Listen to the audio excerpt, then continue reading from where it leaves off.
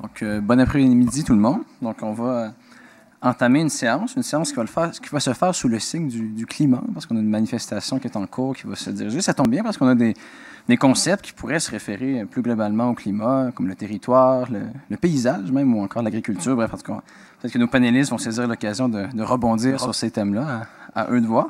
Donc, la séance s'intitule « Témoignages sur ces représentations territoriales ». Dans l'ordre, on va assister à une présentation d'Alexandre Noguera, qui est à l'Université de Poitiers, l'Université de Sherbrooke. Sa conférence va s'intituler « De la terre à l'assiette, nourrir les hommes au 15e siècle, de la maîtrise du territoire aux enjeux alimentaires ». Donc, les doctorats en histoire médiévale à Poitiers, en co-tutelle avec l'Université de Sherbrooke, sous la direction de Geneviève Dumas et de Stéphane Boisselier. Ensuite, Juliette Dumas, qui est candidate au doctorat à l'Université Clermont-Auvergne en France, sous la direction de Ludovic Viellet, va nous présenter l'étude des sources médiévales, un observatoire privilégié des espaces et des territoires au Moyen Âge, pour finalement terminer la séance avec Benoît Lahaye, qui va nous présenter, qui est présentement étudiant à la maîtrise en histoire à l'Université de Sherbrooke, sous la direction de Geneviève Dumas également, qui va nous présenter la 4e croisade sous la loupe du tournant spatial. Donc, on commence la séance avec Alexandre Noguera et ça va être suivi d'une période de questions. Donc, tout d'abord, je tiens à remercier le comité organisateur pour leur invitation. Et effectivement, je vais vous entretenir d'alimentation et de pratique, de maîtrise du territoire et des enjeux liés à l'alimentation à l'époque médiévale au XVe siècle. Je voudrais commencer par une petite citation. « Il faut manger pour vivre et non pas vivre pour manger ». Cette citation tirée de l'Avare, de l'acte 3 de l'Avare de Molière du XVIIe siècle, semble pouvoir s'appliquer à l'époque médiévale, puisque bien que manger soit une action qui répond à un besoin biologique et qui comprend des considérations sociales et culturelles, pour pouvoir s'alimenter, il faut encore produire les matières premières nécessaires à la confection des différents mets. Le Moyen-Âge représente, pour citer justement Théophile Gautier, un exotisme dans le temps, dans lequel l'alimentation devient l'un de ces domaines de recherche qui fascinent les hommes du XXIe siècle par la diversité des aliments que nos aïeux consommaient à cette époque. Au XVe siècle, l'agriculture est principalement vivrière et dépend grandement des caprices de la nature. Cela signifie qu'un hiver trop froid ou des pluies trop abondantes peuvent suffire pour créer des situations de disette, voire de famine. En ce sens, maîtriser son environnement devient un enjeu pour l'homme médiéval. Il aurait été possible d'observer les pratiques alimentaires du temps par la convocation d'une riche documentation qui comprendrait à la fois les actes de la pratique, les sources normatives, narratives et savantes. Toutefois, j'ai fait le choix d'aborder cette thématique à travers l'étude d'un récit de voyage, celui rédigé par Gilles Le Bouvier, donc héros d'armes au service du roi Charles VII de France, qui est né vers 1386 et qui est mort vers 1455. Cet ouvrage, ce récit de voyage, est écrit entre 1451 et 1455 et s'intitule « Le livre de la description des pays ». Ce texte offre au lecteur une géographie alimentaire de la France sous le règne de Charles VII. Ce document très riche en détails topographiques offre en outre la possibilité de comprendre les liens qu'entretiennent les hommes avec leur environnement et d'observer les particularismes régionaux. Prendre appui sur une œuvre narrative qui mêle culture savante et culture profane, issue d'un individu lettré qui a énormément voyagé dans le cadre des missions effectuées au nom de Charles VII, offre l'intérêt d'approcher l'alimentation médiévale par le prisme de la culture. Explorer l'alimentation médiévale à l'aide d'un document qui est la mise par écrit d'une expérience personnelle invite l'historien à découvrir la vie menée par les hommes dans ce qu'elle a de plus concret, de plus personnel. S'alimenter semble être en apparence une action banale, mais l'acte de manger reflète à la fois les besoins des hommes, les pratiques et les difficultés liées à l'agriculture, l'économie d'une époque, bref, une société. Ayant adopté une approche pluridisciplinaire pour pouvoir mener une analyse des discours et des représentations spatiales, je commencerai par brosser un tableau des différents aliments que pouvaient consommer les Français dans le but de mettre en évidence les particularismes régionaux qui représentent les différents témoins d'une identité alimentaire commune et individuelle. Donc, commençons tout d'abord par une première partie que j'intitulerai « Les aliments entre production et consommation ». Alors qu'aujourd'hui nous vivons dans un monde où il est possible de conserver les aliments longtemps et où la nature a été domptée par l'homme, il est difficilement imaginable que les hommes du XVe siècle soient encore les esclaves de celle-ci. Pourtant, les techniques agricoles, bien que rudimentaires, pouvaient dégager un surplus qui était possible de vendre. Ainsi, les archevêchés d'Eau, de Bourges et de Bordeaux arrivent à revendre leur surplus de blé et de vin, tandis que le duché de Bretagne, quant à lui, revend son surplus de beurre. S'il existe des surplus, cela signifie que les hommes arrivaient à s'adapter à la fois au climat, mais également à l'environnement dans lequel ils pratiquaient l'agriculture et l'élevage. La possibilité de dégager des surplus alimentaires viendrait, selon Le Hérault-Berry, de la position géographique du royaume de France, lui permettant de bénéficier d'un climat harmonieux, ce qui lui permet d'avoir une abondante production céréalière et viticole. Voilà. Ce que nous dit Le Hérault-Berry, je cite, « Premièrement, du royaume de France, pour ce que c'est le plus bel, le plus plaisant, le plus gracieux et le mieux proportionné de tous les autres, car il a 6 mois d'été et 6 mois d'hiver, ce que n'a nul autre royaume.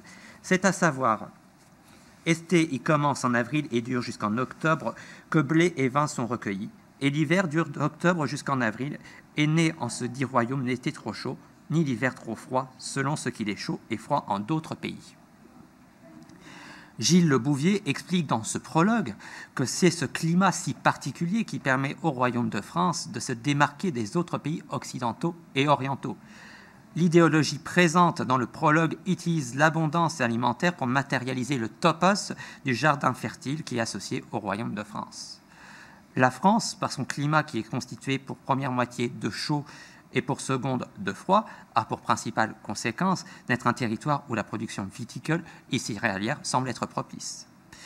Pour mesurer la place réelle qu'occupent le vin et le blé dans le discours de Gilles Le Bouvier et dans l'alimentation française, il faut se rapporter au tableau suivant.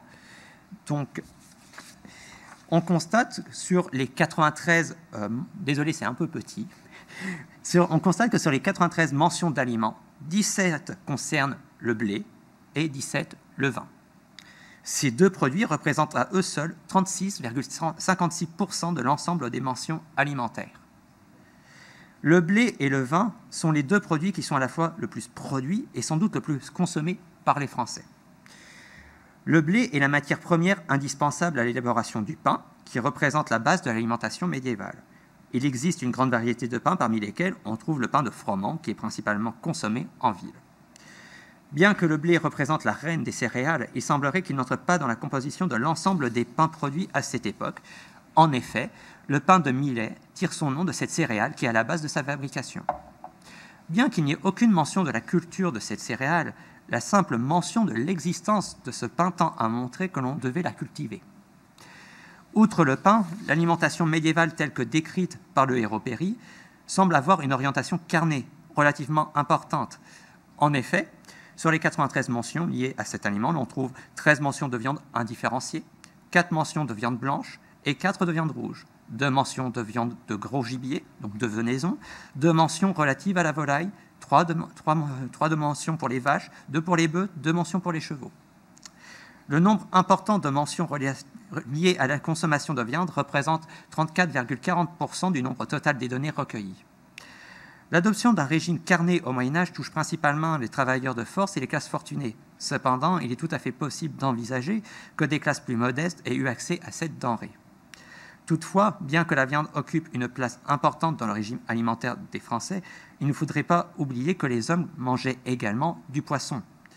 La consommation de cet animal représente un total de 12,90% des données. La consommation de poisson se démarque de celle de la viande dans la mesure où cet animal n'est pas considéré par le christianisme comme étant impur. Aussi, c'est durant le jeûne du carême et de l'Avent, durant la période de privation, que l'on observe un remplacement de la viande par le poisson dans les repas. Outre ces différents aliments, on constate que les gens pouvaient consommer du vin de pomme, des amandes, des dattes, de la cervoise, du poiré, et également du lait et des fromages. Donc, ce qui montre aussi une certaine variété dans l'alimentation. Néanmoins, on est frappé aussi par un certain manque. Autrement dit, Le Hérault-Berry ne fait nullement mention ni des légumineuses, ni du porc, ni du chou. Pourquoi? On va y revenir dans l'instant, puisque je vais maintenant aborder ma seconde partie, à savoir l'identité et la production régionale. Pour pouvoir se nourrir, il faut produire, et pour cela, il faut tenir compte d'un ensemble de facteurs liés à la topographie. Les pays, entendus dans le sens de région, ne sont pas égaux en termes de fertilité ou de relief. Les productions agricoles réalisées doivent tenir compte de cette réalité. Bien que la nature puisse représenter un obstacle de taille lorsqu'il s'agit de faire pousser des céréales ou des vignes, elle peut devenir une solide alliée lorsqu'il s'agit de transporter les différentes denrées entre deux endroits du royaume. L'approvisionnement de la nature est visible dans le récit de Gilles Le Bouvier à travers l'énumération des différentes voies navigables existantes dans la France de Charles VII. Ainsi, l'Orbe permet de rejoindre les villes de Béziers et de Saint-Pons. La Seine fait le lien entre le duché de Bourgogne et les villes de Châtillon, de Troyes et de Paris. Les voies navigables, que ce soit les rivières, les fleuves ou encore les mers et océans, permettent de connecter les différents territoires entre eux. Cette mise en réseau des territoires est particulièrement visible pour le duché de Bretagne, puisqu'en, je cite, « ce pays ne croise point de vin, ce n'est autour de Nantes, mais ils en ont assez de Poitou et d'ailleurs par mer ». L'ouverture sur mer dont bénéficie le duché de Bretagne lui permet à la fois d'assurer son approvisionnement en vin, tout en lui permettant d'exporter sa production excédentaire de beurre vers, je cite, « les étranges pays ». Spécialité bretonne, le beurre est un aliment qui procure de la richesse au duché tout en permettant à la population de donner un caractère unique au plat qu'elle cuisine. Ce duché, situé au nord-ouest de la France, ne possède pas le climat approprié à la culture de l'olivier, donc à la production de l'huile qui y est associée. Le manque d'huile semble représenter un problème pour Gilles Le Bouvier. En effet, l'auteur nous dit que les Bretons, je cite, « manquent donc du beurre en carême par faute d'huile ». Or, comme le remarque Bruno Loriot, les chrétiens doivent s'abstenir de consommer de la graisse animale pendant cette période. Et ce n'est que très tardivement que le beurre devient la matière grasse à utiliser pendant le carême. Gilles Le Bouvier, en soulevant le paradoxe existant entre la norme religieuse et les réalités présentes sur le terrain, met en avant à la fois le pragmatisme des Bretons et les particularismes économiques et régionaux de la Bretagne. De la même manière, la Normandie est dépourvue de vignes. Pour obtenir son vin, le duché est obligé de recourir à l'importation depuis les autres provinces du royaume de France et éventuellement de l'étranger.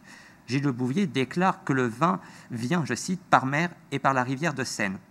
Toutefois, l'auteur souligne également que les Normands, pour pallier le manque en vin, fabriquent du cidre à partir de pommes et de poires et du poiret pour leur consommation personnelle, ce qui signifie que il devait y avoir des arbres fruitiers, des vergers en Normandie. Aujourd'hui encore, la Normandie semble avoir cette réputation de fabriquer du cidre, que c'est vraiment une spécialité régionale locale.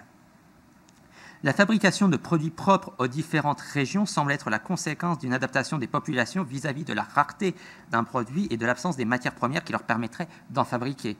Conscient qu'il faille adapter les cultures en fonction du climat, les hommes vont développer des cultures et des produits qui sont propres à chaque région. Gilles Le Bouvier, à travers les diverses descriptions qu'il fait des lieux visités, offre une carte gastronomique de la France de cette époque.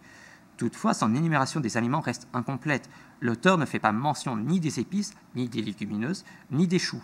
Est-ce par simple omission ou est-ce le reflet d'un désintérêt de l'auteur pour ces éléments pourtant bien présents dans la cuisine de cette époque, que ce soit dans les livres de recettes ou encore dans les textes plus normatifs qui visent à réglementer, à dire ce qu'il faut manger avec moins de gloutonnerie, sauf pour son rang, qu'il faut montrer qu'on a les ressources économiques nécessaires pour pouvoir faire ce que le commun des mortels ne peut pas faire d'ordinaire. La géographie proposée par l'auteur n'est pas le but premier de dresser une liste de ce que l'on mange dans le royaume, mais souhaite démontrer que le topos du jardin fertile est bel et bien applicable pour la France de Charles VII. Les particularismes alimentaires régionaux servent ainsi cet objectif et démontrent une variété et une abondance de ressources que possède la France en cette fin du Moyen-Âge. Donc, désolé pour, encore une fois, la taille. Donc, ce tableau représente justement l'ensemble des produits que l'on fabrique, que l'on pouvait trouver en fonction des lieux. Ainsi, on constate que pour le pays de Velay, lait et fromage sont présents, que la Loumaigne, c'est une terre qui est fertile de blé, de vin, qu'il y a également des bêtes, etc., etc. On constate également qu'il y a un particularisme très intéressant, c'est dans le cas des archevêchés d'eau de Bordeaux et de Bourges, c'est que l'auteur fait état d'une alimentation genrée. C'est la seule mention que j'ai trouvée pour le royaume de France, puisqu'il dit que les femmes vivent de pain de millet et boivent du vin.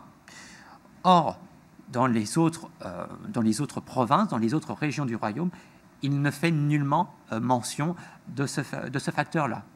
Donc pourquoi est-ce qu'il semble mettre l'accent là-dessus, tandis que dans les autres provinces, il se tait? Peut-être parce que c'est une pratique qui a dû le surprendre, qui doit être totalement étranger des autres provinces, que les femmes dans les autres provinces doivent voir et manger la même chose que les autres individus. Une chose est certaine, c'est que pour pouvoir justement manger et pouvoir cultiver ces plantes, l'auteur souligne que les différents territoires sont des terres très fertiles en blé ou en vin. Donc pour conclure, je dirais tout simplement que ce texte, riche en termes de détails topographiques, qui donne un grand nombre d'indications en termes de géographie physique, nous renseigne également sur ce que les individus pouvaient manger à travers la culture que l'on pouvait trouver, et surtout que ça la permet de voir qu'on apprend à dompter son environnement immédiat, les fleuves et les rivières, pour obtenir les denrées qu'on manque, pour vendre également les denrées, donc faire connaître une certaine production locale vers l'extérieur, et donc que finalement le monde médiéval est sans doute davantage mis en réseau et davantage interconnecté que ce que l'on aurait tendance à penser de nos jours. Je vous remercie de votre attention.